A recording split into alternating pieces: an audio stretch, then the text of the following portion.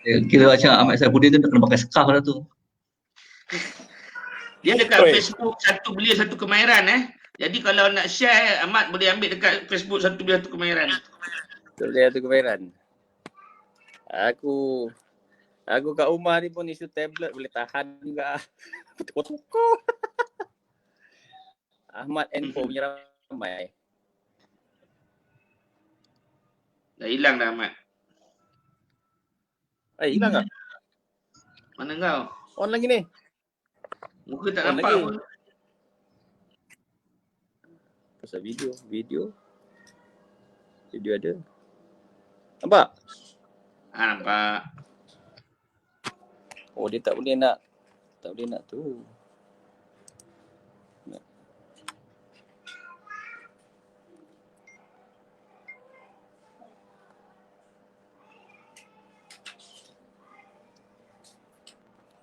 Apa sebenarnya?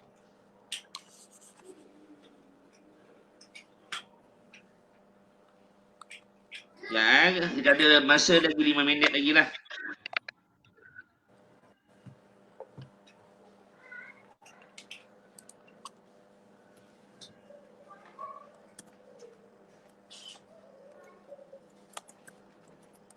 Ahmad Saifuddin tak sempat balik Kedah, balik Sabah.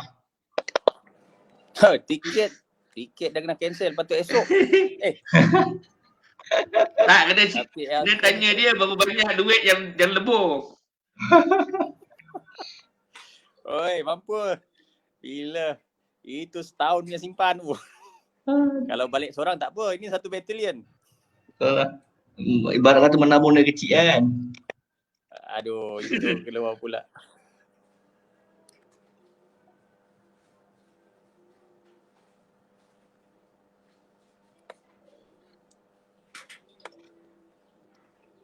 You stop.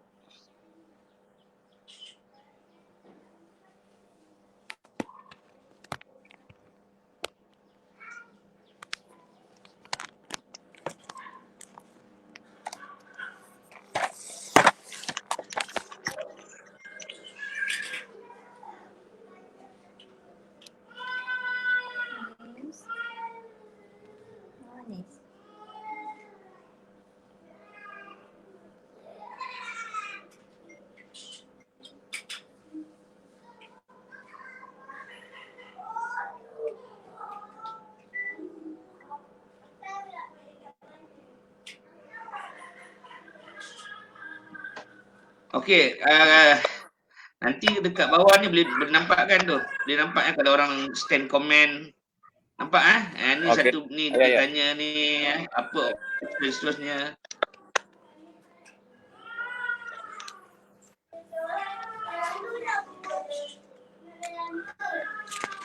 Alright.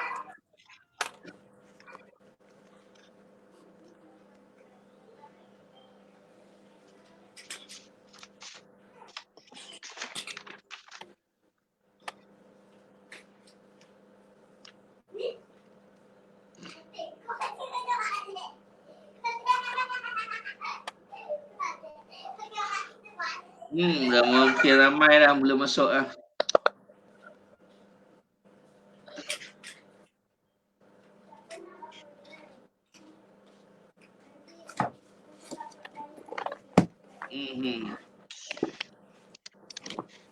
Okay, lagi 2 minit. Boleh standby Boleh?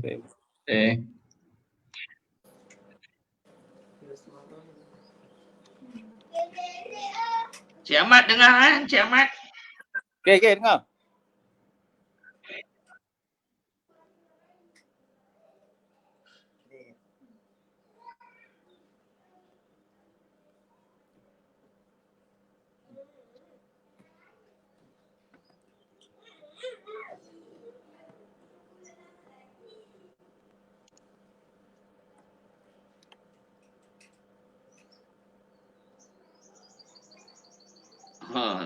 Rosi RMJ, Rosi Lavi ni.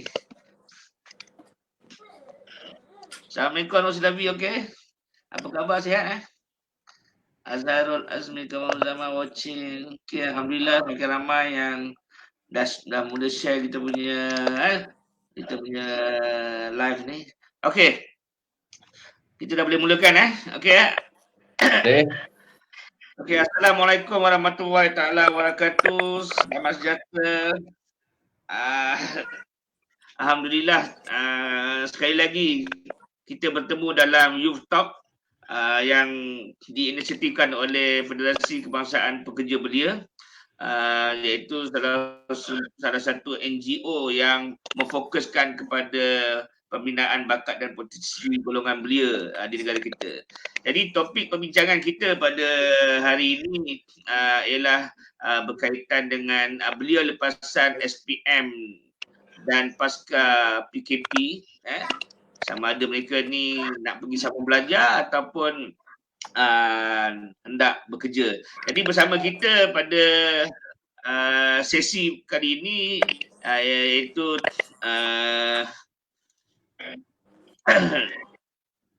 bersama kita pada sesi pada kali ini ialah Encik Ahmad Saparudin, Presiden Pertubuhan Presiden Federasi Kebangsaan Pekerja Belia. Assalamualaikum Encik Ahmad. Waalaikumsalam warahmatullahi wabarakatuh. Sihat Alhamdulillah.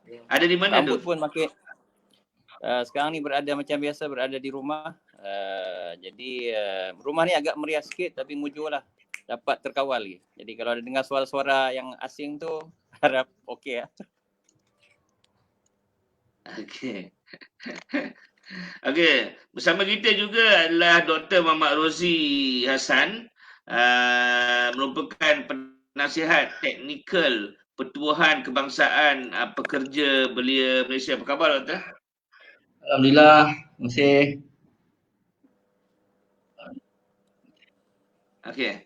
Jadi mungkin kita terus saja kepada perbincangan kita yang rasanya nampak begitu penting topik ini dalam kita memikirkan hala tuju golongan belia kita. Jadi kita akan mulakan dengan Cik Ahmad Saparudin. Kalau kita tengok lepasan SPM pada tahun 2019, hampir 400,000 yang telah pun menerima keputusan SPM mereka pada awal Mac 2020 baru ni dan dijangkakan tawaran untuk adik-adik lepasan SPM 2019 ini ke IPT pada pertengahan ataupun mungkin minggu pertama bulan Jun nanti. Namun begitu pada masa yang sama juga sudah pun mula banyak institusi pendidikan dan juga institusi latihan yang telah pun menawarkan pengambilan pelajar. Namun maklum balas yang kita terima daripada banyak institusi pendidikan dan latihan ini amat mengejutkan bahawa ramai yang terpaksa menolak tawaran disebabkan kebimbangan untuk mengekalkan pengajian mereka kerana tiada jaminan ataupun tiada sokongan daripada ibu bapa untuk membiayai pengajian mereka disebabkan kegoncangan kewangan sepanjang PKP ini berlaku.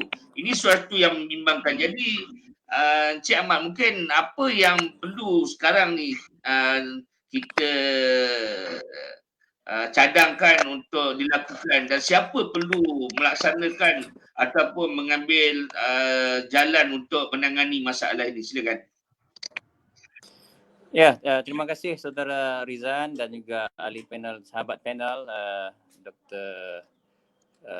Rosdi dan juga para pendengar.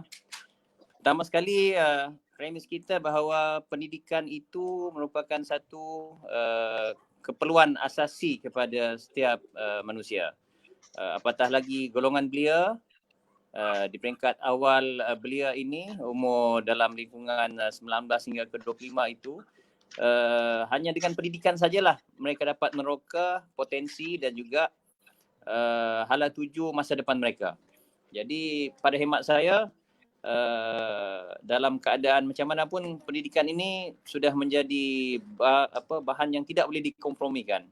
Jadi amat membimbangkan bila mendengar apa yang saudara moderator sebutkan tentang reaksi golongan belia yang sudah mendapat tawaran tetapi memikirkan dalam dilema soal nak terus ataupun nak belajar. Pada pandangan saya, ya, kerajaan telah menyediakan prasarana yang terbaik untuk sistem pendidikan kita, alhamdulillah, berbanding dengan negara-negara lain. Dan kemudian juga bantuan untuk pendidikan juga diberikan, sama ada bantuan berupa beasiswa ataupun pinjaman ataupun bantuan sara hidup. Cuma yang menjadi kegusaran kita hari ini ialah soal sustainability para pelajar itu semasa belajar di universiti ataupun di pusat-pusat kemahiran. Kita maaf cakaplah, kalau universiti ni orang selalu ambil kira. Satu benda berlaku, satu orang dah akan ambil kira. Tetapi kalau melibatkan kita kurang sikit mengambil berat tentang pelajar-pelajar yang bidang kemahiran ni. Sedangkan inilah merupakan kelompok yang saya kira dalam satu kohort pengajian SPM, kalau disebutkan 400,000 itu, yang masuk universiti ni dalam IPT ni dalam 1,500 dan yang selebihnya itu 1,500 juga berada di kolej-kolej kemahiran. Dan umum mengetahui bahawa survival untuk hidup memang agak sukar pada selepas pasca ataupun dalam suasana PKP ini ataupun masa COVID-19 ini. Dan untuk itulah satu kaedah bagaimana difikirkan, bagi saya, pilihan saya, kalaulah dibagi pilihan kepada saya dan saya akan nasihatkan kepada anak-anak muda, yang pertama sekali teruskan pengajian. Sebab dalam kaedah sekarang yang terbaiknya ialah untuk meneruskan pengajian ataupun terima tawaran belajar tu. Tetapi bagaimana untuk meneruskan kehidupan di dalam sesi pengajian itu sendiri. Yang ini perlu ada satu kaedah bagaimana untuk kita tangani. Pada hemat saya, mungkin saja suasana pada awal zaman-zaman saya dulu, benda ni juga berlaku. Sama ada nak pergi belajar ataupun nak terus bekerja selepas SPM. Bagi yang kuat sikit semangat, dia akan pergi untuk belajar.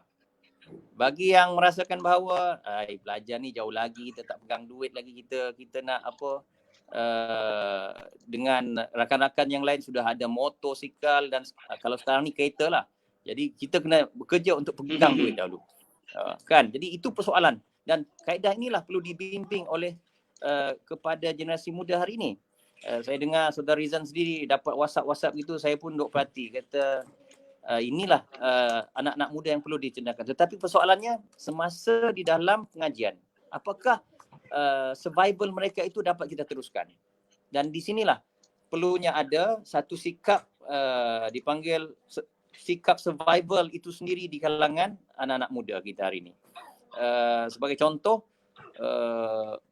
apakah mungkin selepas ini walaupun kita belajar pada siang hari, malam hari ataupun pada waktu itu kita kena melaksanakan kerja-kerja yang memberikan pendapatan yang lain, pendapatan sampingan untuk at least untuk survival kepada masa belajar itu sendiri. Kalau di college lah, kalau di universiti lah.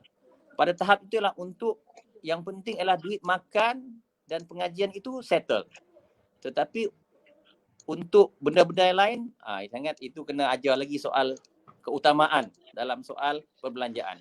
Saya kira pada hemat saya, Saudara Rizan, untuk kita berhadapan dengan pasca pengambilan pelajar ini, satu kaedah survival di kalangan anak-anak pelajar di IPT, di kolej-kolej kemahiran, kita kena kena betul-betul detailkan dan juga bantu mereka. Sekian. Okey. Namun terima kasih Cik Ahmad. Tapi kalau nak cerita tentang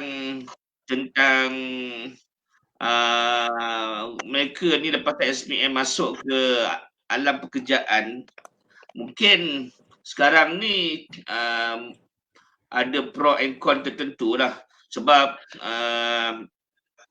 kalau mereka ni meletakkan dengan memilih pekerjaan, sudah pasti kita masih lagi akan terus terperangkap dengan workforce kita yang mempunyai kelaikan akademik yang rendah lah. Jadi kita terus kepada Dr. Rozi, kan, kalau kita tengok kini ekonomi kita mula dalam keadaan tergugat dan meruncing. Jadi kerajaan perlulah rasanya mencari jalan untuk menyusun kegiatan ekonomi supaya rakyat ada pekerjaan dan juga ada pendapatan. Namun ada juga pendapat mengatakan inilah masanya golongan belia terutamanya yang lepasan SPM ini untuk tidak fokus mencari kerja, sebaliknya menyambung pelajaran sama ada aliran akademik ataupun aliran technical vocational TVET. Manakala graduan universiti pula yang bergelar yang akan menamatkan pengajian mereka perlu menyertai kursus upskilling, peningkatan kemahiran, dan juga belia berkejaya yang hari ini mungkin dah pun hilang pekerjaan ataupun hilang pendapatan, mungkin boleh menyertai kursus-kursus reskilling yang rasanya kerajaan akan anjurkan ataupun yang dia ada. Maka rasanya macam mana kerajaan perlu untuk menambah baik inisiatif ini? Mungkin doktor boleh bagi pandangan sikit. Terima kasih King Rizan serta rakan saya Cik Ahmad. Sebelum saya melangkah lebih jauh, mungkin kita boleh tengok sedikit, mungkin izinkan saya bercakap atas platform pendidikan dan juga platform ekonomi lah. Ekonomi itu lebih kepada berkisar kepada isu semasa, dan itu kita punya masa sekarang. Memilih untuk belajar atau memilih untuk bekerja kerana survival ekonomi, bukan saja menuju pada kita tapi menuju kepada keluarga dan masyarakat. Kalau izinkan saya menyatakan bahawa mungkin di Malaysia ni bilangan ratusan ataupun bilangan orang yang bekerja dalam 15.3 juta ke 15.5 juta.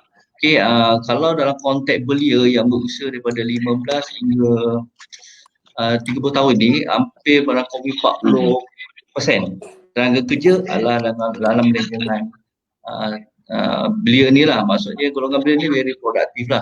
So kalau golongan belia ini tidak ada skill, tidak ada kompetensi, dia juga memberikan gambaran yang tidak baik kepada pasaran buruh. Itu cerita biasa tu. Cerita yang lagi luar biasa adalah kalau ikut pada kajian ataupun statistik, terutama daripada Institut Pendidikan Ekonomi Malaysia, mungkin menunjukkan bahawa akan berlaku kehilangan pekerjaan ataupun downsizing sebanyak 2.4 juta kepada rakyat Malaysia yang mungkin hilang mata pencarian lah, mungkin disebabkan kerana pengurangan operasi ataupun lockdown, shutdown beberapa industri, kebanyakan industri IKS lah. Because IKS ni menyumbang kepada aktiviti bisnes adalah sebanyak 98%. So kalau PKS ni lockdown or downsizing, so dia akan berkesan kepada peluang-peluang pekerjaan, because hampir 60% peluang pekerjaan ini datang daripada PKS. So kalau itu dah kurang, 24 dah mengalami pembuangan kerja, kemudian ditambahkan lagi dengan graduan daripada universiti tahun 2018 dan akan datang ni pada tahun ini 2019 akan keluar lagi. So pelajar SPM lagi memilih untuk bekerja, dengan pelajar STPM lagi untuk memilih bekerja, saya jangkakan kemungkinan kita akan hilang lagi lah 3 hingga 4 juta lagi. Segi tambahan tu. So angka ini agak mengecutkan dan menurunkan mak bapak juga. Dan juga kami sebagai pensyarah pun juga bimbang juga, because pelajar kami ada juga akan masuki pasaran buruh tapi tak ada peluang. Isunya peluang. Kalau kita pasal apa yang patut dibuat King Rizan, kita patutnya mula kena memikirkan bagaimana mereka ini perlu di upskilling, reskilling ataupun cross skilling. Maksudnya adalah mana-mana pekerja dalam tempoh ini perlu meningkatkan mereka punya kompetensi. Sama ada pekerja yang memang dah kerja, kemudian kita dapati ada pakej rancangan ekonomi oleh kerajaan segi rangsangan subsidi upah selama 6 bulan. So mungkin benda itu boleh digunakan oleh majikan untuk memberikan latihan kepada pekerja. Bukan latihan biasa tau, bukan latihan yang sebelum pasca pre-COVID, ini adalah pasca COVID. So latihan mestilah menjurus kepada kehendak akan datang. Apakah jenis pekerjaan pada masa akan datang. Kadang-kadang saya selalu cakap bahawa kalau kita rasa hebat hari ni, mungkin akan datang tak hebat lah sebab culture structure pekerjaan tu dah berbeza lah. Kalau dulu boleh kerja pakai empat gurat tangan dan kaki, mungkin lepas ni hanya menggunakan mesin, PC dan juga gadget-gadget yang sesuai. So adakah kita cukup dengan komposit itu? Saya selalu bergurau dengan rakan. Dulu kita sibuk dengan IR 4.0. Nak faham IR 4.0, IR 3.0 pun tak habis ngaji lagi. Sekarang ni datang pula bercalang-calang datang COVID-19. Tak ada ke pilih COVID-5 ke COVID-6 ke kan, terus COVID-19. So benda tu dua-dua ini cukup memberi tekanan kepada majikan dan juga tenaga buruh. Kalau sebelum ni IR 4.0 kita pun struggle untuk nak lahirkan masyarakat yang mempunyai kompetensi untuk support IR 4.0. Kalau COVID ni saya rasa memang yang sebelum ni survive, sekarang ni tak boleh survive lah. Malahan ada setengah keadaan. Bukan saja pekerja bawahan, kadang-kadang saya selalu cakap malahan CEO dan CFO pun dah tak menjamin peluang pekerjaan itu ada kat dia. Kalau dia punya kompetensi yang ada tidak disesuaikan, tidak direlevankan dengan pada masa akan datang. So kerajaan ataupun majikan kena fikir untuk design balik ruang kerja operasi. Itu yang pertama, survival dia adalah operasi syarikat. Kalau syarikat beroperasi dengan baik, maka peluang pekerja itu ada. Kalau syarikat tidak beroperasi dengan baik, maka bukan sahaja pekerja tu tak kerja, pemilik atau majikan pun akan hilang pekerjaan juga. Bukan pekerja, majikan tu akan hilang pekerjaan sebab tidak merubah kepada situasi. So kalau nak tanya saya adakah perlu belajar ataupun perlu bekerja, saya masih 50-50. Bergantung kepada segmen atau kelompok masyarakat. Kalau kelompok masyarakat itu tidak ada masalah segi membayar yuran, segi prosedur, yang pergi belajarlah. Janganlah menghabiskan ataupun mempadatkan lagi pasaran buruh, pergi belajar dulu. Tapi kalau golongan pelajar yang tidak ada pendapatan ataupun B40, kadang-kadang konteks ni Cik Rizan dan Cik Ahmad dulu golongan yang M40, bila dah COVID dia jatuh hukum jadi B40 dah. Kalau selama ni golongan ni apa-apa dah jatuh ke dana dah. So itu contohnya lah. Kalau yang T20 tu mungkin dah jatuh dah kepada kemungkinan kalau T20 selama ni dia berpegang pada pendapatan sekarang, bila tak ada kerja dia jatuh hukum B40 lah, dah perlu mendapat saya suruh gurau lah, ni golongan yang boleh berhak untuk dapat zakat fitrah, dibayar zakat lah, dibayar subsidi dan sebagainya. So kita akan bagi satu-satu, so kita akan bagi panduan kepada our student belia sama ada kita perlu bekerja atau perlu belajar atau adjust untuk buat kedua-duanya sekali. Sekian. Okey. Saya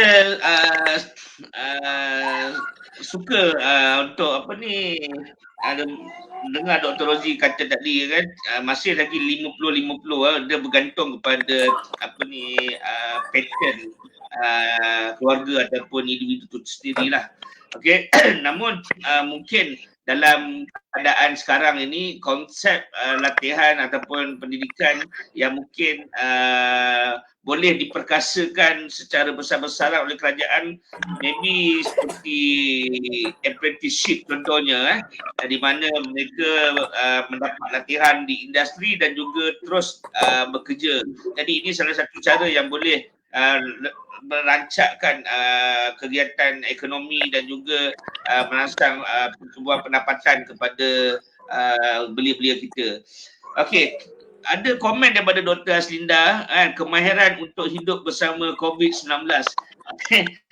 Maksudnya mungkin apa yang saya faham Dr. Haslinda nyatakan ni, kemahiran untuk hidup bersama COVID-19 maksudnya menerima COVID-19 tu dalam kita kehidupan lah.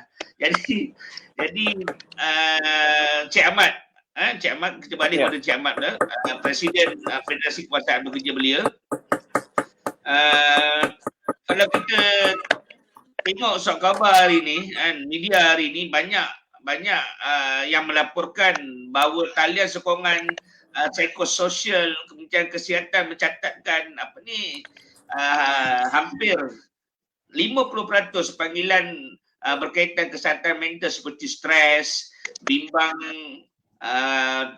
bimbang kemarahan akibat pelbagai faktor lah, seperti guncangan kewangan, tiada pendapatan dan juga persisian keluarga. Yalah, mana taknya kan, lebih-lebih lagi sekarang anak-anak dah diambang nak masuk ke IPT, tak lama lagi akan keluar keputusan masuk ke IPT ataupun kemahiran. Sebelum tu pula hari raya bakal menjelang. Jadi dah mula ada ramai anak-anak yang merajuk tak dapat pergi belajar dan sebagainya, mak kata suruh pergi kerja, dan ini menjadikan keadaan belia kita terlalu stres sama ada nak buat pilihan untuk belajar ataupun juga bekerja.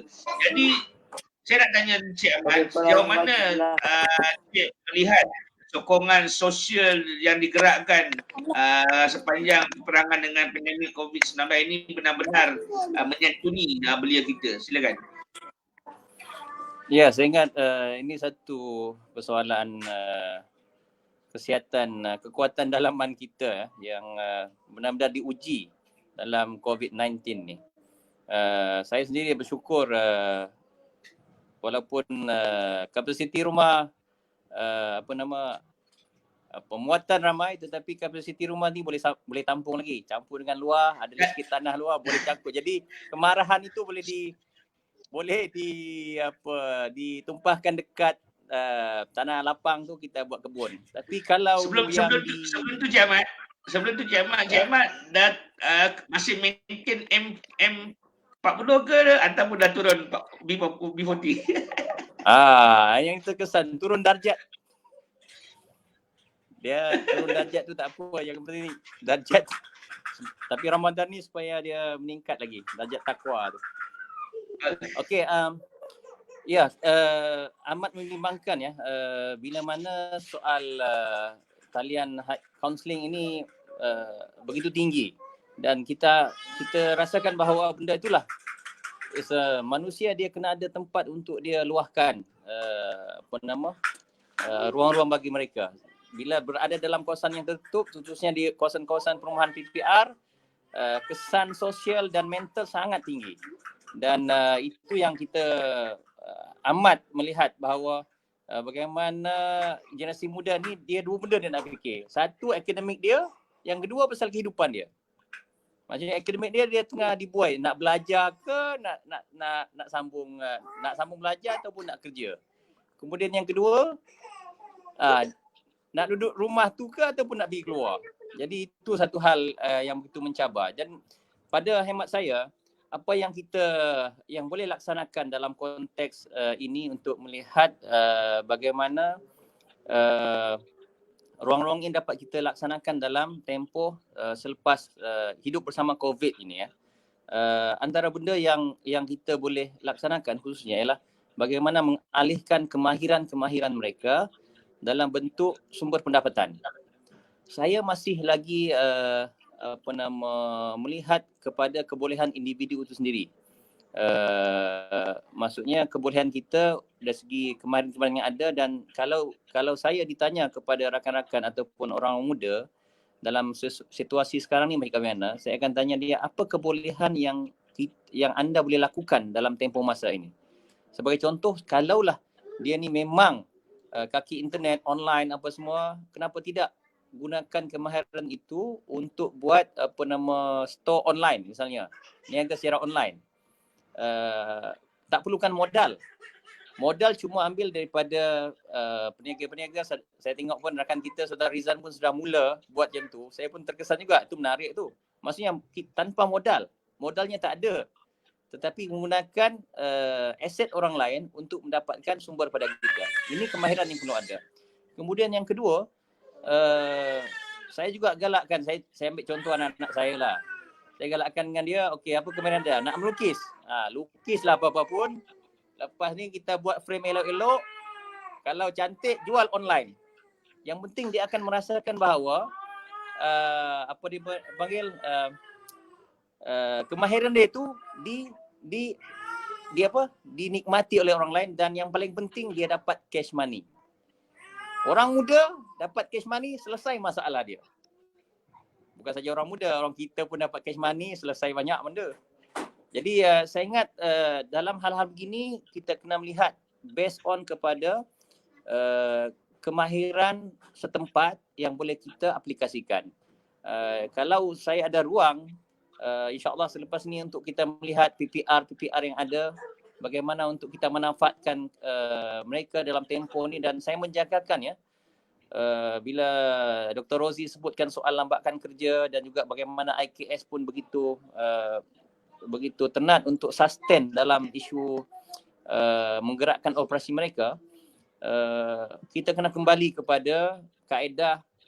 Kalau dulu adalah kaedah satu daerah satu produk, sekarang ni kena downstream lagi, satu PPR kena ada satu produk dia. Jadi maksudnya kalaulah di kawasan itu adalah kawasan industri percetakan ke misalnya ada kerja-kerja yang percetakan boleh disubkan kepada kawasan-kawasan PPR ini supaya mereka kemahiran mereka dan boleh ditambah nilai oleh industri-industri IKS yang lain. Jadi untuk itu pada hemat saya, dalam keadaan berhadapan isu mental hari ini, kita kena pastikan kemahiran mereka ini harus dibimbing agar diubah menjadi sumber pendapatan yang produktif. Okey, Saudara Rizan. Okey, ada satu komen ni daripada Dr. Aslinda. Dr. Aslinda Abdullah ni ada daripada Universiti Putra Malaysia yang banyak bergiat aktif di lapangan dalam memastikan kesejahteraan sosial isi rumah keluarga dan masyarakat.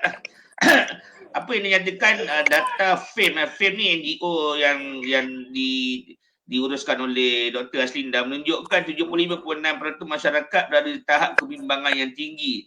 Okey, maksudnya mereka bimbang dengan apa yang berlaku pada hari ini. Dan kalau dalam konteks belia ni memang kita tengok sejak dulu lagi mereka bimbang tentang masa depan mereka dan mempunyai rasa kebimbangan. Kalau tengok daripada indeks belia Malaysia tu pun memang menunjukkan belia kita sentiasa berasa bimbang tentang masa hadapan mereka. Jadi bila berlakunya pandemik ini sudah pastinya kebimbangan mereka tu semakin meningkat doktor. Jadi bagaimana doktor melihat kesan pada pandemik COVID-19 ini untuk jangka masa pendek dan jangka masa panjang dari sudut peningkatan pengangguran seperti yang doktor katakan tadi di kalangan golongan belia yang berumur 15 hingga 30 tahun, doktor? Okey, saya suka statistik yang ditunjukkan oleh Prof. Aslinda. 75.6% berada dalam tahap yang tinggi lah. Skala 8-10 tu hebat lah. Memang tahap bimbang, tak tega itu. Dan kalau saya tak terperanjat kalau menghampiri tunggu lagi satu bulan lepas raya ni nanti angka tu boleh jadi 80-90. Sebab saya boleh bagi kepada 3 segmen lah. Kebimbangan tu dasar pada tiga segmen ini. Satu adalah pemimpin keluarga. Satu adalah pemimpin organisasi yang bukan bersifat profit. Sektor kerajaan, itu NGO sebagainya. Yang ketiga adalah pemimpin dalam sektor bisnes. Kalau kita ni dalam sektor yang kluster pertama, kita sebagai pemimpin keluarga, apa kebimbangan kita? Kebimbangan kita adalah kesihatan keluarga. Survival keluarga, makan minum keluarga. Kalau kita tak ada kerja, keluarga pun tidak selamat, makan minum keluarga pun tidak selamat. Apa akan jadi selepas itu? Diberhentikan. Suami kerja, isteri kerja sebelum ni pun dua-dua diberhentikan. Nak cari kat mana? Cari kilang A, cari sektor B pun sama juga. Semua downsizing. So tidak ada pilihan. Itu kebimbangan daripada kita sebagai ketua keluarga. Yang kedua adalah sebagai pemimpin organisasi yang bukan profit. Ini mungkin kalau saya suka cakap juga kepada rakan yang jauh awam, mungkin dia tak terkesan sangat sebab ujungnya nanti kita akan menikmati gaji. Namun demikian kita hanya memikir tentang keselamatan pekerja-pekerja kita. Lepas soal kewangan tu mungkin tidak timbul pada masa akan datang, tetapi mungkin akan datang pada masa kini tidak membimbangkan, tapi mungkin pada akan datang di sesuatu benda yang kita kena tengok.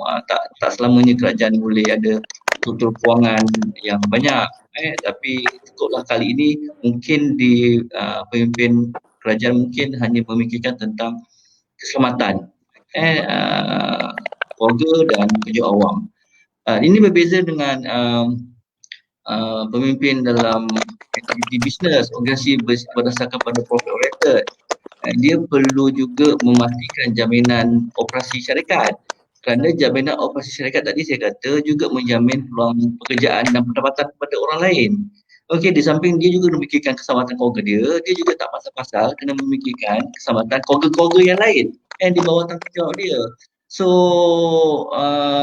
mewajarkanlah kebimbangan itu berada pada tahap yang sangat hebatlah.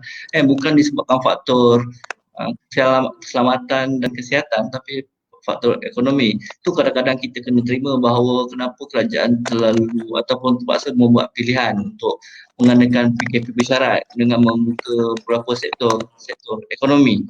Sebab ujahannya adalah bila sektor ekonomi tidak dibuka, maka kegiatan ekonomi tidak berlaku. Urus niaga, tukar barang, pembelian, transaksi duit tidak akan berlaku. So ekonomi akan pasif. Bila ekonomi akan pasif, pada satu masa akan ekonomi akan menguncur dan dia akan melumpuhkan keseluruhan sektor-sektor yang lain. Sektor keselamatan, sektor kesihatan. Mau tak mau dengan langkah yang begitu berhati-hati, kita kena membuka sektor ekonomi. Takut nanti akan terjejas. Hilang kita lepas pada krisis pandemik, kita ada krisis ekonomi pula nanti. So saya menjangkakan bahawa kalau ini berterusan tanpa diteruskan beberapa inisiatif, saya rasa angka pengangguran akan terus berlaku dengan banyaknya.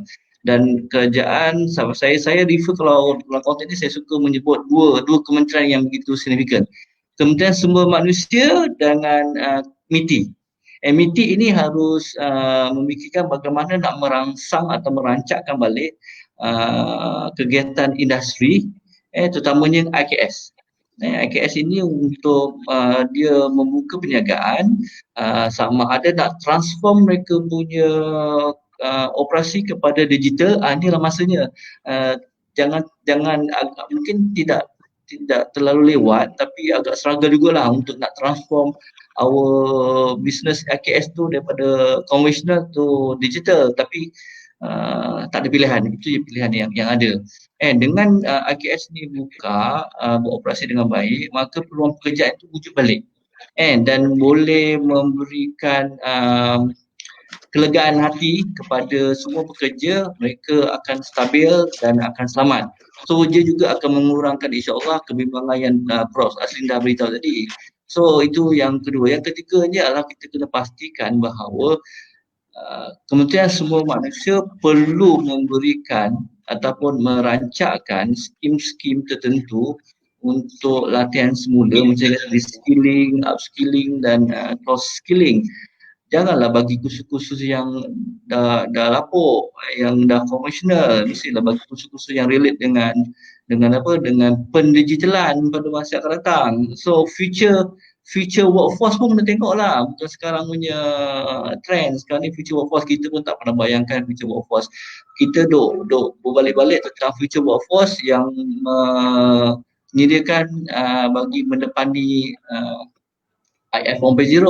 Sekarang ni kita kena integratekan mendepani IR 4.0 dan menangani COVID.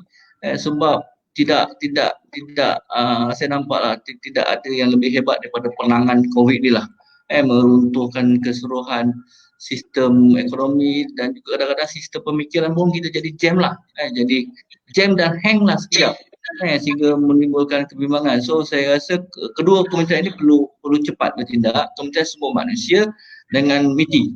MITI tadi menyiapkan ekosistem bagi perniagaan IKS dan industri untuk merancangkan balik dunia kegiatan ekonomi dan memberi peluang kerja dan memberi peluang kerja baru. Yang kedua adalah sumber manusia. Sumber manusia ini harus memberikan subsidi ataupun pakej-pakej rancangan latihan kepada orang-orang dan pekerja untuk mereka mengikuti latihan berorientasikan future trend, future future workforce.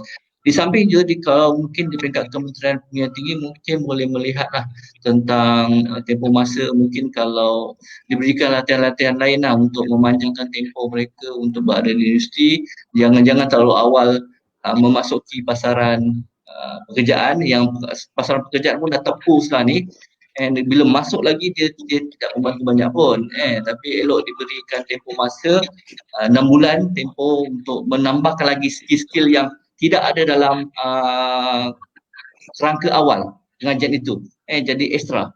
Itu juga boleh membantu. Yang pertama meningkatkan skill graduan, yang kedua adalah memastikan graduan ini berada dalam sistem akademik tanpa dia memberikan beban atau hambatan dalam pasaran buruh. Sebab pasaran buruh sekarang ni pun tengah jam, tengah menyesuaikan keadaan, sebab kita masih belum lagi settle masalah COVID ini. So banyak unclear dan uncertainty kat depan tu. So kita kena banyak buat option, dan option yang kita pilih akan disesuaikan dengan keadaan pada masa tu. Okay, King. Okey, Dr. Ji, sedikit mungkin doktor boleh bagi nasihat kepada pendengar kita ni. Sandi Mati dia minta, saya rasa dia minta nasihat ni lah. Ketika pandemik ini, sesuai ke seorang graduan, seorang siswa melanjutkan pelajaran ke tahap tinggi lagi dengan duit simpanannya? Mohon pencerahan. Terima kasih. Silakan, doktor. Macam saya kata tadi lah, kalau kita mau bekerja, tidak. Kalau you dah ada degree dan you keluar bekerja sekalipun tapi tidak menggunakan taraf degree tadi, itu sangat merugikan. So kalau ada peluang untuk belajar, mungkin boleh belajar peringkat master dan sebagainya. Saya rasa untuk belajar peringkat master atau PhD, ada skim yang diberikan oleh kerajaan untuk mereka yang ingin menyambung pelajaran. Dan saya selalu nasihatkan, kalau kita rasa kita ada peluang pekerjaan, kita kerjalah. Tapi kalau kita rasa tak ada, elok kita belajar untuk meningkatkan kompetensi. Tetapi soal nak belajar ni, saya ada dua dilema sini. Kalau kita dah ada degree, kita nak sambung belajar, boleh. Tapi adakah kita nak menyambung belajar di peringkat akademik ataupun di peringkat profesional ataupun skill? Saya selalu menyebut eloklah kita belajar di peringkat skill atau profesional. For example, kalau kita ada degree dalam engineering, better kita sambung belajar dalam program profesional yang bersifat engineering, ataupun setidaknya kita ambil lah khusus safety and health. Itu lebih marketable. Kalau kita degree dalam electrical kan, kita ambil khusus-khusus yang bersifat yang diiktiraf oleh Badan Pengiktirafan di bawah ACTA, seperti program-program di bawah Suruhanjaya Tenaga. Itu lebih marketable daripada kita ambil master. Namun demikian, kalau kita nak jadi pensyarah akademik, bolehlah ambil master. Tapi gabungan antara program akademik dengan program profesional, itu kompetensi, itu lebih membawa kita orang yang lebih mempunyai nilai tambah yang tinggi dekat pasaran. Okey, saya harap Gandhi Mati dapat pencerahan yang jelas, yang boleh sedikit sebanyak dijadikan asas untuk membuat keputusan yang terbaik tentang masa depan anda sendiri. Okey, sebelum tu kepada yang baru masuk, saya tengok ramai kat sini, kita sedang membincangkan tentang belia lepasan SPM 2019 dan pasca PKP, sama ada nak sambung belajar ataupun kena bekerja. Jadi bersama kita sekarang ini ialah saudara Ahmad Safarudin, Presiden Federasi Kebangsaan Pekerja Belia, dan Dr. Muhammad Rozi, Penasihat Teknikal Pertubuhan Kebangsaan Pekerja Berkemahiran. Jadi mungkin boleh sharekan lagi kita punya live ini untuk manfaat golongan belia khususnya. Okey, saya terus kepada Encik Ahmad. Kita bercakap tentang belia ni, dua kesejahteraan yang menjadi pegangan belia kita lah. Pertama, kesejahteraan sosial, dan yang kedua adalah kesejahteraan ekonomi. Jadi sebagai penggerak kerja-kerja membangunkan belia di lapangan ni, saya rasa Tuan memang cukup dekat dengan golongan belia dalam hal membimbing mereka ke arah kesejahteraan sosial yang lebih baik. Namun pandemik COVID-19 telah menggoncang kesejahteraan ekonomi belia itu sendiri dan juga isi rumah belia itu. Okay, bagaimana tuan melihat survival belia kita ni dalam mengharungi detik sukar ini dalam konteks kesejahteraan sosial dan ekonomi mereka? Silakan.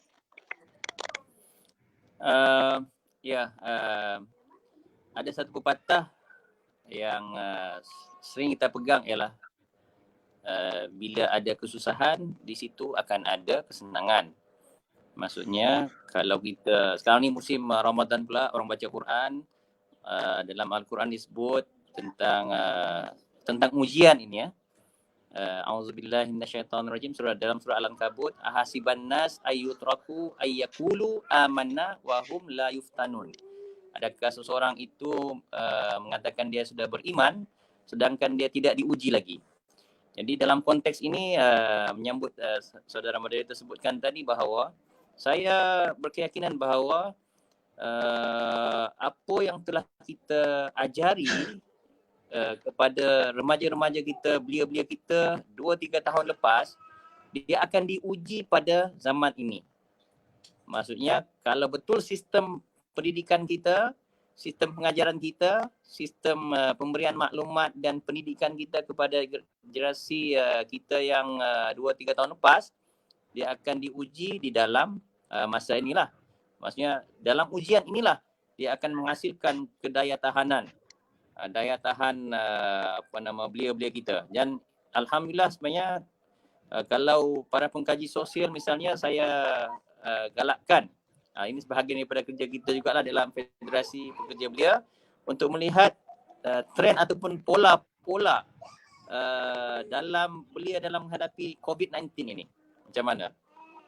Yang old school punya macam mana, yang pertengahan macam mana, yang immediate macam mana. Sebab mereka berhadapan dengan satu ujian besar ni.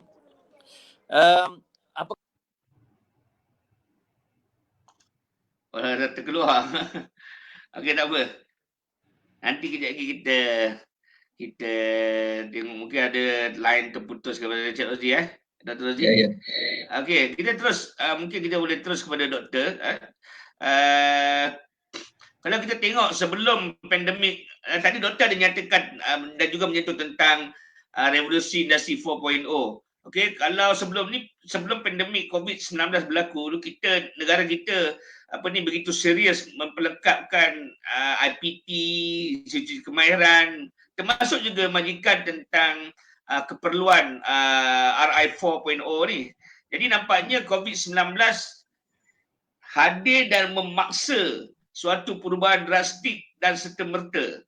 Okey, jadi sejauh mana doktor rasakan masyarakat kita, khususnya golongan belia, untuk memahami bahawa teknologi telah mengubah cara berfikir, cara bekerja dan cara hidup mereka? Silakan doktor. Okey, King Rizan. Kita selalu kata kita ni selalu tak nak berubah mengikut arus. Kita dah tetapkan bahawa cabaran di luar sana agak hebat bila kita bercerita tentang IR 4.0. Banyak usaha-usaha dan juga inisiatif kita telah buat untuk mendepani IR 4.0 ini. Tapi banyak industri dan juga istilahnya juga tidak begitu mengambil berat dan juga reaksi sangat berbeza-beza. Sebab mereka ada pilihan. Kalau pun tidak diorang menyangka bahawa kalau tidak menggunakan mesin pun diorang boleh keluarkan produk. Tapi bila kena pada COVID ni, so dia tidak ada pilihan, dia kena berubah lah. So dalam konteks ini saya selalu mengatakan bahawa dalam kita merubah tu kita selalu dihimpit ataupun doktrin dengan dua pemikiran yang berbeza. Satu, kita punya mindset ataupun kerangka pemikiran yang bersifat malah ataupun statik. Yang kedua adalah pemikiran yang bersifat dynamic. Kalau pemikiran yang bersifat statik ini, dia tak nak berubah apa-apa. Dia duduk selesa dengan keadaan itu. Nak cerita IR 4.0 ke COVID-19 ke apa-apa nama pun dia tak akan berubah. Sebab dia dah berada dalam keadaan rasa selesa. Nak jadi apa jadilah, tapi dia rasa dia berada dalam comfort zone. So orang-orang ni sebenarnya sangat rugilah, dan kalau ikut pada kerugian kepada dia tak kisah juga. Tapi kerugian ni kepada masyarakat, kerugian ni kepada negara dan juga kemudian kepada ekonomi. Kadang-kadang kita rasa kalau kita di Malaysia punya banyak sangat orang yang mempunyai fikiran statik ni, dia boleh memberikan beban lah, sebab kita banyak invest dalam konteks pembangunan sumber manusia, tapi kalau tak berubah pun payah juga. Dalam konteks kerangka pemikiran dinamik ni saya suka, tapi tak banyak dekat Malaysia ataupun dunia ni. Pemikiran dinamik adalah disrasa cepat untuk berubah, produktif, proaktif, responsif. Kalau ibarat kata saya selalu cakap, kalau orang ni yang punya kerangka pemikiran yang dinamik ni, tanpa laut pun dia boleh survive. Dia boleh keluar daripada kemelut, dia boleh cepat-cepat mengubah, dia boleh transform dengan cepat dan bukan malahan lebih hebat. Tapi macam saya kata lah, adakah dalam kerangka ataupun dalam masyarakat kita, dalam komuniti kita ni, berapa banyak kita punya masyarakat mempunyai kerangka pemikiran yang statik dan juga yang dinamik. Kalau kita boleh mengenal pasti itu, bahawa kita boleh tentukan hal itu pada masa akan datang. Namun demikian, itu bukan kerja kita berseorangan, dia juga merangkumi keseluruhan ekosistem pendidikan, ekosistem masyarakat, norma kehidupan, itu kena. So macam tadilah, kalau kita rasa tidak diberikan sedikit ketakutan, mereka tak nak berubah. Tapi saya yakin bahawa bila dah kena macam ini, ada juga masih masyarakat yang akan ambil tindakan cepatlah untuk berubah. Tapi malangnya ada juga masyarakat yang masih dalam keadaan yang sama lah. Tengok dekat Facebook, kita ambil lah isu pasal nak buka sektor ekonomi ni kan, masih juga mengatakan kebimbangan, takut kena COVID, tapi bising dekat Facebook je lah, katanya patutnya duduk rumah, jangan keluar, jangan berdagang kerajaan untuk membuka sektor ekonomi. Tapi yang pergi bazar Ramadan, wang tu juga. So susah sikit. So cakap tak suka bikin, takut nanti kita dilema antara nak menunjukkan pemikiran yang dinamik ataupun pemikiran yang statik. Biasanya pemikiran yang dinamik ni saya suka menyebut bahawa kalau orang punya pemikiran yang dinamik, dia jenis yang ambil risiko tau. Tapi risiko yang dia boleh calculate, yang dia boleh tahu dan dia dah ambil dengan beberapa option. Orang ni boleh survive. Tapi orang yang orang ni dia sentiasa mencari jalan keluar untuk selesaikan masalah. Orang yang berfikiran statik ni, saya selalu istilahkan, maaf lah akan cakap, dia umpama langau lah. Bising, tapi tidak memberi apa-apa makna, dan dalam konteks signifikan dia tak signifikan dan relevan lah. So dalam konteks kita ni, kita ignore lah orang situ, kita ambil lah yang ada pilihan untuk berubah. Dan bergantung lah sama dia nak follow ke ataupun tak nak follow, itu dia punya pilihan. Yang kita nak buat pilihan lah macam ni, kita nak mold our society, our community untuk memperbanyakkan atau memperamaikan lagi orang yang mempunyai pemikiran yang dinamik. Okey. Dan okey. So, Encik Ahmad, jadi Cik Smoke masuk keluar lain tak okey Ahmad? Cik Ahmad? Dengar tak?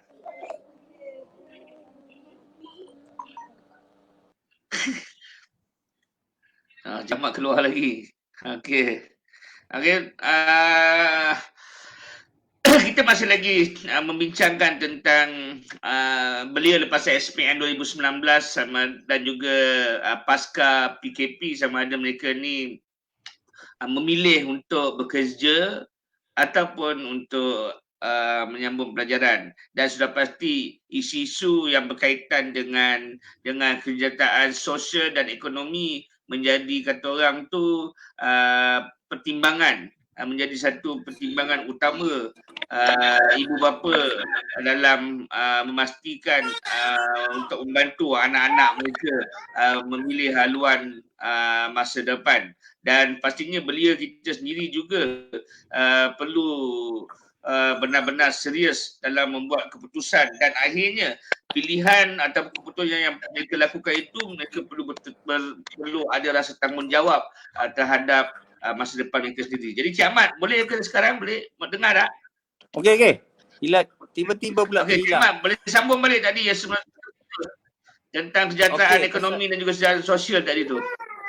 Ya, saya ingat benda ni sangat berkait rapat dengan kalau ikutkan kajian indeks belia, dia ada satu lagi kesejahteraan tu yang mungkin sekarang ni orang muda pun malas nak ikut dah. Itu kesejahteraan politik. Itu pun dah ke belakang dah bila tengok isu-isu yang berlaku. Jadi tumpuan kita sekarang ni bagaimana soal sosial dan ekonomi ini harus diperkasakan di kalangan orang muda.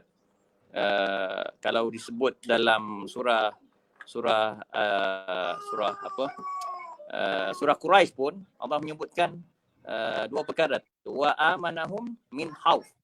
Maksudnya dia kena ada aman dan sejahtera, dan juga soal ekonomi itu kena berjalan. Jadi dua ni sangat penting dalam kehidupan golongan dia ataupun siapa-siapa lah pun. Jadi untuk itu saya kira saya masih lagi percaya bahawa macam tadi, bila adanya kesusahan akan ada wujud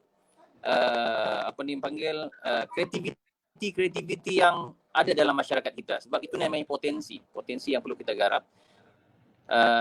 Bagi maksud itu, saya mungkin menggalakkan kepada golongan belia dalam soal sosial dan ekonomi ni, dalam keadaan sekarang ni kita kena gunakan apa kekuatan kita dan bagaimana kita boleh berjayakan, sebagaimana saya awal kan sebut soal kita sendiri untuk survive. Saya suka mencadangkan untuk ni bahawa kita harus melihat supaya lepas SPM, sejari pada awal muda, ilmu keusahawanan, survival ini akan dikaitkan dengan keusahawanan. Ilmu keusahawanan perlu dipraktikalkan sekarang. Misalnya kata kalau kita buka web budak-budak ni kita kena ajar berniaga dah. Pada awal-awal ni Dr. Rozi daripada awal-awal ni suruh dia berniaga, buka syarikat masing-masing. Sama ada syarikat bersendirian ataupun perkongsian. Sebab umur minimum untuk buka syarikat 18 tahun. Maksudnya cukuplah lepas SPM you boleh buka syarikat. Sebab dengan syarikat inilah kita boleh janakan pendapatan kita secara berstruktur, dan kita lihat benda tu. Kalau tak ada syarikat ni kita tak boleh nampak masuk kanan keluar kiri. Jadi kaedah skill tu dapat kita bila. Yang keduanya, bila orang muda dapat bina syarikat-syarikat baru secara persendirian ataupun perkongsian, dia akan mula soal survival itu dalam diri mereka. Itu satu. Yang kedua, saya ingat Saudara Rizan ya, saya terkesan dengan dipanggil dengan isu hak patent ataupun hak cipta. Dan ini saya kaitkan dengan MIPO ataupun sebab orang muda ni dia ada daya kreativiti, dia mencipta sesuatu ataupun dia belajar, dia mencipta. Dan kita nakkan supaya ciptaan dia tu dipatentkan supaya menjadi hak dia sebagai sumber pendapatan dia.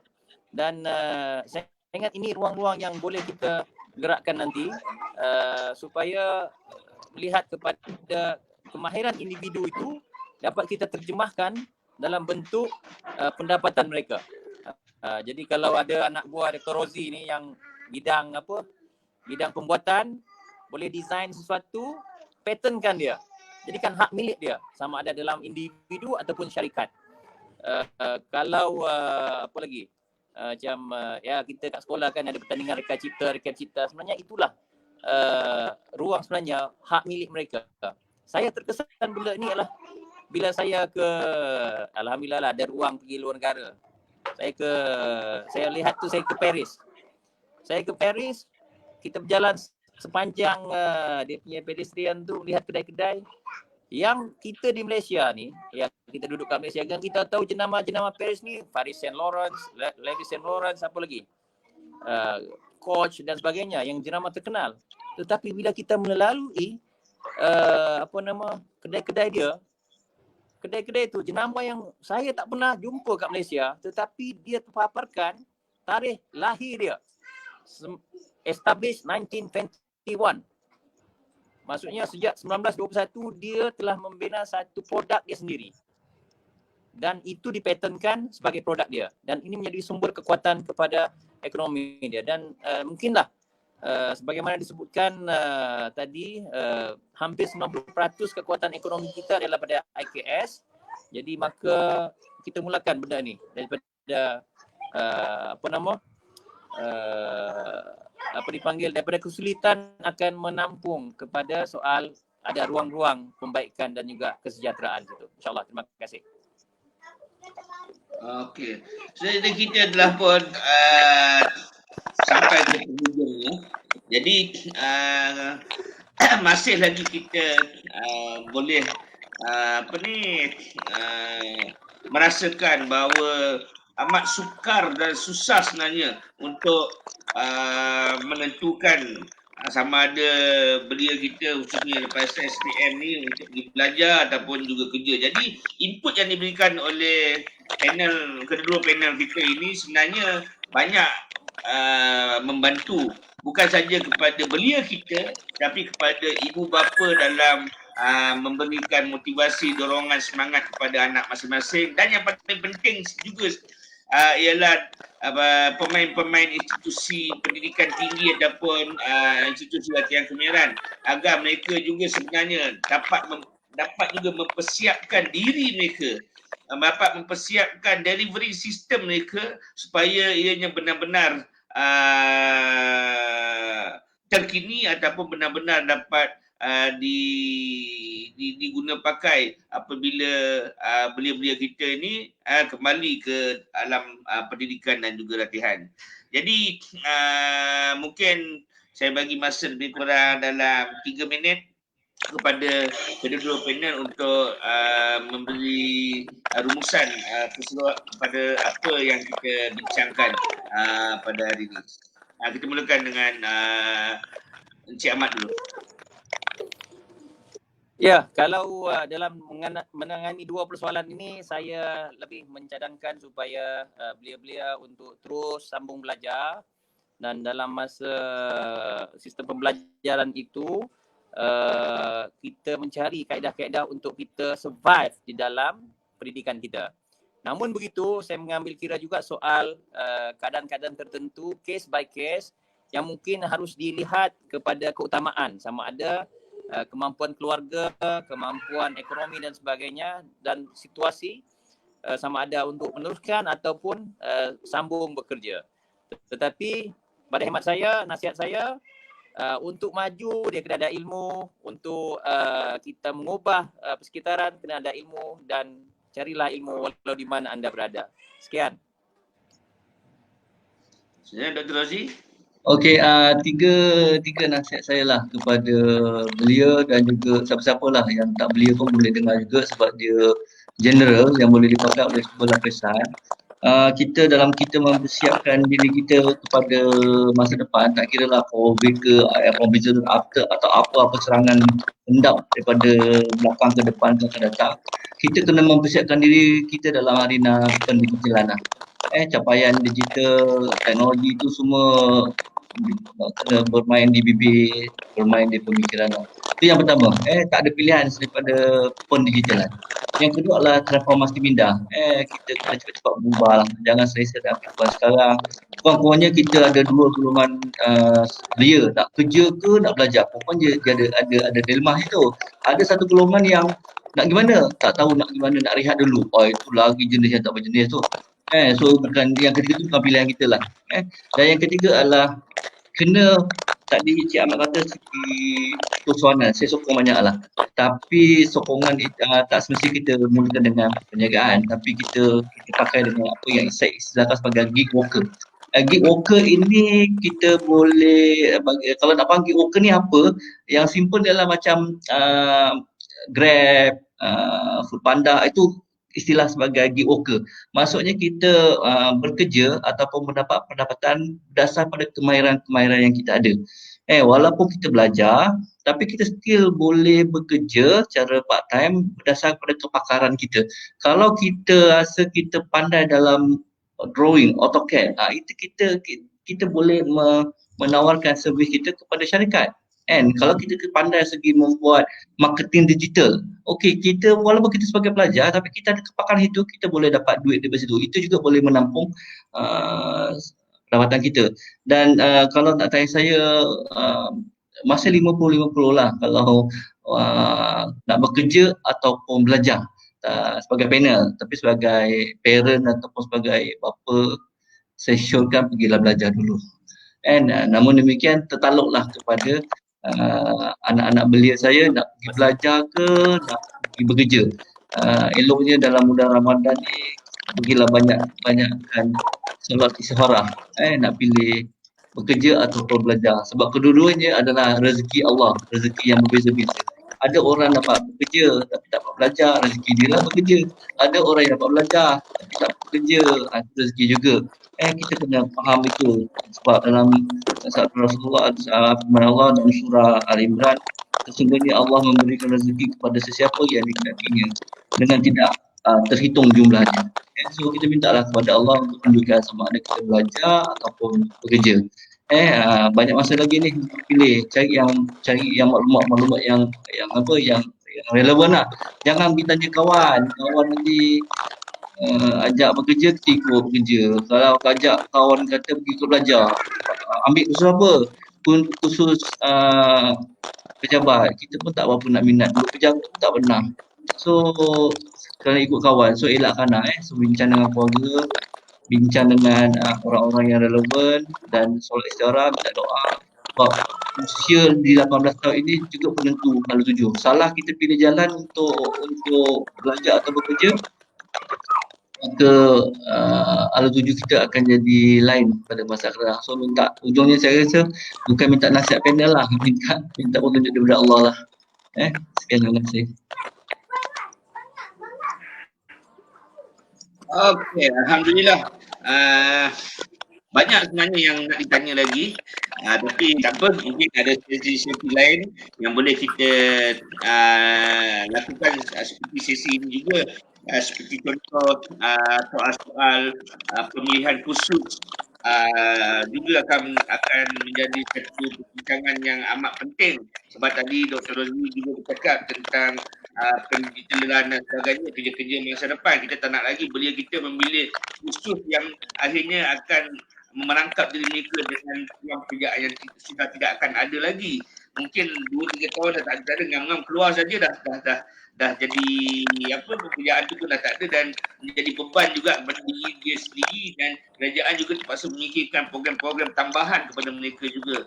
Pada masa yang sama juga, soal-soal yang berkaitan dengan tekanan perasaan ataupun berkaitan dengan kesihatan mental belia kita juga nampaknya semakin agak kritikal, kebimbangan yang semakin meningkat. Jadi pastinya ada satu gerakan yang seharusnya dilaksanakan khususnya dalam menangani masalah di kalangan belia kita. Kita tak nak belia kita membuat pilihan yang salah yang akhirnya akan menjadi satu bebanan sosial kepada masyarakat dan juga negara kita. Jadi kita akan bincang lagi topik yang lain di masa akan datang. Terima kasih saya ucapkan kepada kedua panel kita, dan juga terima kasih kepada pada pendengar, pada penonton, yang saya kira ramai cikgu-cikgu, guru-guru kaunselor yang menyaksikan perbincangan pada malam ni. Juga terima kasih kepada wartawan-wartawan yang mengikuti kita punya perbincangan. Boleh ambil input lah daripada diskusi yang saya kira amat mustahak, kerana mungkin orang terlepas pandang ada sekumpulan belia kita lepas SPM hampir 400,000 orang tak tahu nak ke mana sekarang ni. Okey, jadi hingga kita berjumpa lagi, saya mengambil kesempatan ini untuk mengucapkan selamat berpuasa di round yang terakhir ini, dan juga selamat menyambut Aidilfitri, maaf zahir batin. Sekian, wabillahi taufiq wa hidayah. Wassalamualaikum warahmatullahi wabarakatuh. Terima kasih. Waalaikumsalam, selamat hari raya, maaf zahir batin. Selamat.